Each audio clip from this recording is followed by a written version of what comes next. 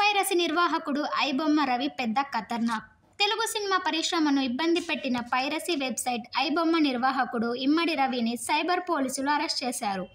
France నుంచి హైదరాబాద్కు చేరుకున్న వెంటనే కుకట్పల్లిలోని ఒక అపార్ట్మెంట్లో అతన్ని పట్టుకున్నారు. ఈ అరెస్ట్తో పైరసీ రంగానికి భారీ దెబ్బ తగిలిందని సిటీ పోలీస్ కమిషనర్ సజన్నర్ ప్రెస్ మీట్లో తెలిపారు. నవంబర్ 15న జరిగిన ఈ ఆపరేషన్లో ల్యాప్టాప్లు, హార్డ్ డిస్క్లు, కంప్యూటర్లు, హెచ్డి సినిమా కాపీలను స్వాధీనం చేశారు. అలాగే అతని అంతర్జాతీయ బ్యాంక్ అకౌంట్లో ఉన్న 3 కోట్ల రూపాయలను సీజ్ చేశారు. సజ్జన్నర్ మాట్లాడుతూ, పైరసీ ప్రపంచం ప్రజలను పట్టి పీడిస్తోంది. ఐబొమ్మ వంటి సైట్లు పబ్లిక్ బెట్టింగ్ యాప్లను ప్రమోట్ చేసి ప్రజలకు భారీ నష్టాలు కలిగిస్తున్నాయి. చాలామంది దాని కారణంగా సూసైడ్లు చేసుకున్నారని చెప్పారు.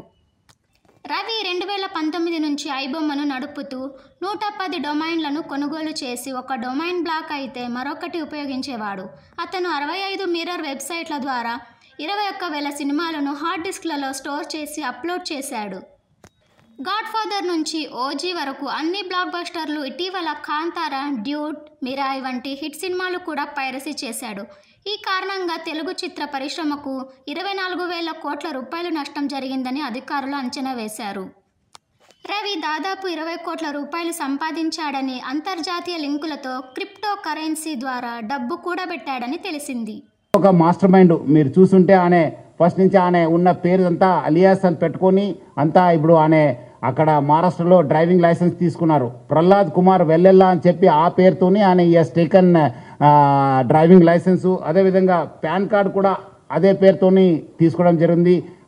ప్రహ్లాద్ కుమార్ వెల్లెల్లా, సన్ ఆఫ్ నరసింహ వెల్లెల్లా అని చెప్పి కూడా ఆయన ఈ ఒక లైసెన్సెస్, పాన్ కార్డ్స్ కూడా తీసుకోవడం జరిగింది.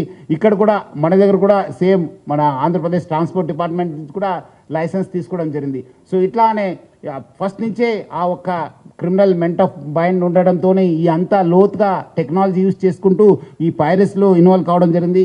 ఎప్పుడు పోలీస్ అనే